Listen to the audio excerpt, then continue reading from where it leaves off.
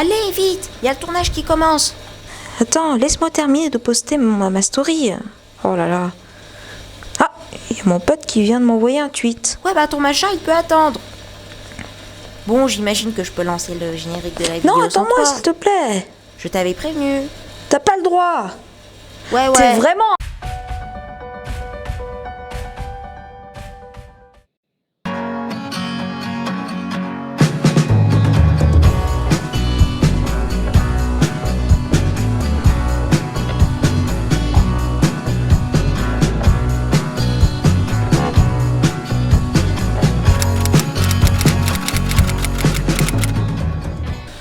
Hey, salut les amis, bonne année. Et oui, ça fait un moment. Alors, j'ai une très bonne raison. Alors, en fait...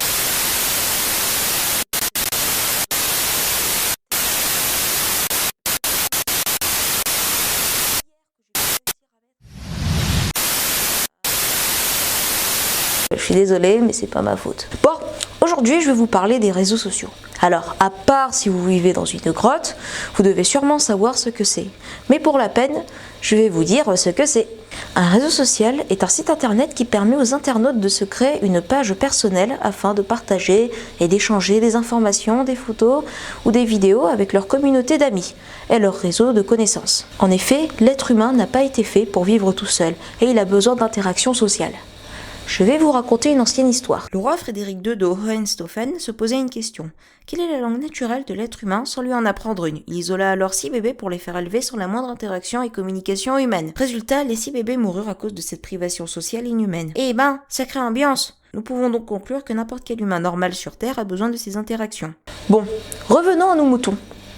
Grâce à l'arrivée d'Internet, les réseaux sociaux ont commencé à s'installer. En effet, le premier réseau social était Classmate, sorti en 1995. Ce programme favorisait les retrouvailles entre les anciens amis du lycée. Entre-temps, il y eut plusieurs réseaux sociaux, jusqu'à l'arrivée de Facebook, créé par Mark Zuckerberg en 2004. Facebook eut un succès colossal et en juin 2017, il franchit le cap des 2 milliards d'utilisateurs actifs. Ce qui veut dire que 2 personnes sur 7 dans le monde ont Facebook. Exactement.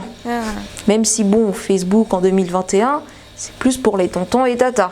Puis sortit Twitter, Instagram et Snapchat, qui connurent tous un succès fou envers les jeunes et aussi les personnes plus âgées. Maintenant qu'on a dit à peu près comment les réseaux sociaux ont débuté, nous allons pouvoir passer à la partie la plus importante de la vidéo.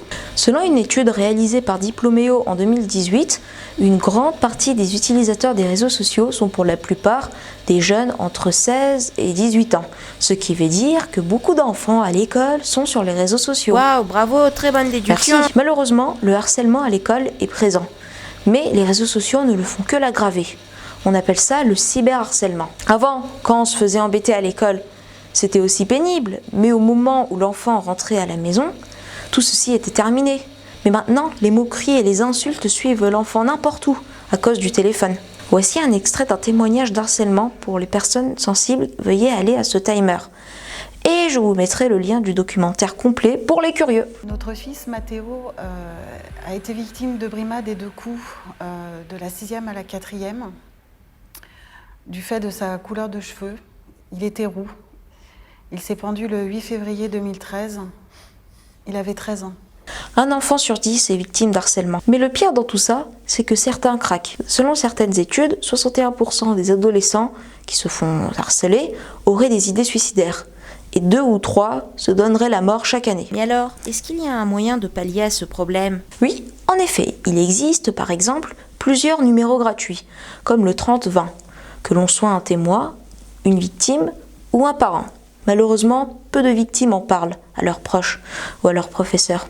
Un autre point aussi, c'est que selon le code pénal, le harcèlement moral est passible d'une peine de 15 000 à 30 000 euros d'amende, et même quelques années d'emprisonnement selon les conséquences. Un point important à souligner est qu'il ne faut pas dire harcèlement à tout.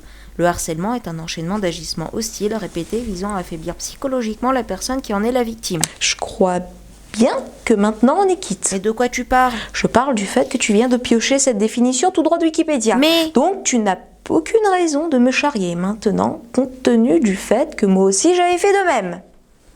Voilà, c'est fait. Pour résumer, les réseaux sociaux sont des plateformes superbes qui peuvent nous permettre de se faire connaître et de communiquer. Mais il n'y a pas que des bonnes personnes là-dessus, il faut savoir faire attention. Ce n'est pas facile, mais ignorez ces mauvaises personnes. Je sais pas, bloquez-les, signalez-les, faites quelque chose, mais ne vous laissez pas pourrir votre quotidien par eux. Je vous le dis, ils ne vous méritent pas, et ne croyez pas à ce qu'ils vous disent. Pour les écoliers qui subissent le harcèlement, vous devez en parler à votre professeur ou à vos parents. Je sais, c'est dur, et ne pensez pas que vous allez être une balance. Ce n'est pas juste un simple petit truc, on parle de votre vie. Et puis, posez-vous les bonnes questions. À votre avis, vous préférez prendre votre courage à deux mains et en parler, ou être malheureux toute votre scolarité et risquer de ne pas réussir à l'école? Bon, voilà, c'est déjà la fin de cette vidéo. N'hésitez pas à vous abonner, à liker et à partager. J'espère que cette vidéo aura pu aider certains d'entre vous. C'était Mukan, ciao!